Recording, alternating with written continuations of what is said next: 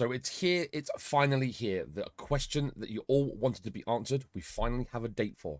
The new Tobruk map has come out with a release date, and boy, is it just around the corner. But before you get it, watch this trailer, because there are some treats for you with this new location. Peggy 16.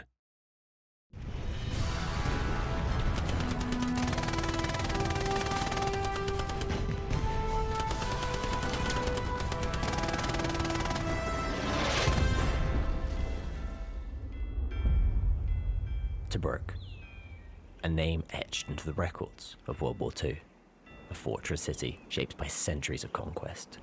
Now caught in the storm of war, we joined the battle in 1942, with the British forces having established their defensive positions, while the German forces pushed to retake control of their once lost strategic military base. As we venture into the heart of Tobruk, we come across the iconic Church of Tobruk. The building is fully accessible, including the spire, to retain that Hell Let Loose gameplay that appears on other maps. This location, known as the Church Grounds, is our most central capture point, and it has its own custom variant that has been set up for control skirmish. Moving west, we have an area that contributes to the dense urban district, Albergo Ristorante Moderno. Remember to look up if you're at street level, as players are able to use accessible rooftops to gain a high ground advantage, traversing the city via connecting planks.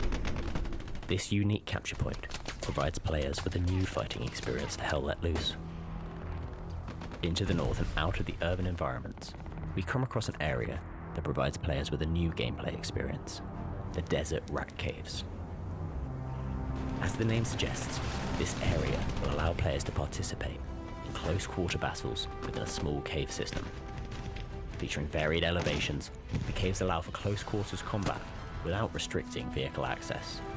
Players will be able to walk and climb into the caves, offering flanking abilities and other strategies to tactically advance.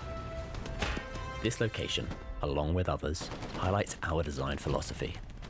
By making every capture point feel unique in tone, we ensure the gameplay experience for players is prioritized while still paying homage to the historical setting of the war.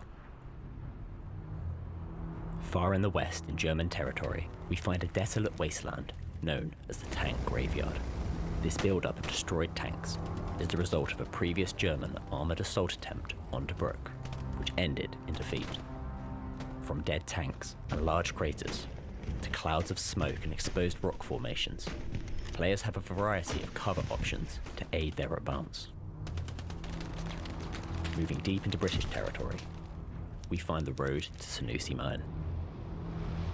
This area features a long, open desert road, with plenty of verticality from the watchtower, large sand mounds, rock formations, and tunnels. The capture point tells the story of how the British Army used minecarts to transport supplies efficiently across the harsh desert. During development, the art and programming teams collaborated closely to improve the weather system. This updated system adds a layer of unpredictability to the weather patterns. The sandstorm features 4 distinct modes, beginning with a light flurry of dust and sand particles, escalating into a full-blown sandstorm. These moments contribute to an evolving battlefield, offering players an additional layer of dynamic cover.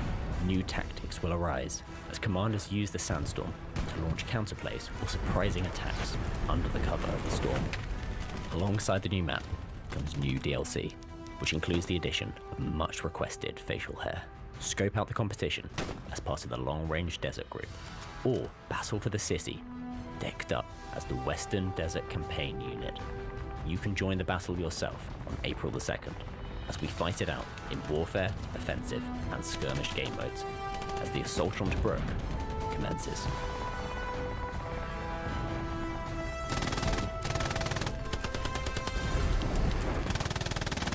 Now, considering the Tobruk Q&A was only held on the 28th of March 2025, just a couple of days ago, you can appreciate just how thick and fast this release date has come. Even though we knew it was coming out in April of this year, I think a lot of us was expecting a modest mid to late April release. A couple of details that the devs have also confirmed is they're sticking to their guns with no building of OP's garrisons and assets in or on top of buildings, which is going to be a huge decision for this map, considering how rooftop fighting is going to be encouraged. Now, that may or may not break the game, but with the bipod changes that we're going to be seeing later in 2025, this actually may balance out and make the rooftop combat so much more unique. So clear your calendars, make yourself free, because I can see there being an insane amount of activity on Howl Let Loose on the 2nd of April 2025. Days away now till we see the Tobruk map being updated and released across public servers and included in the community server map rotations.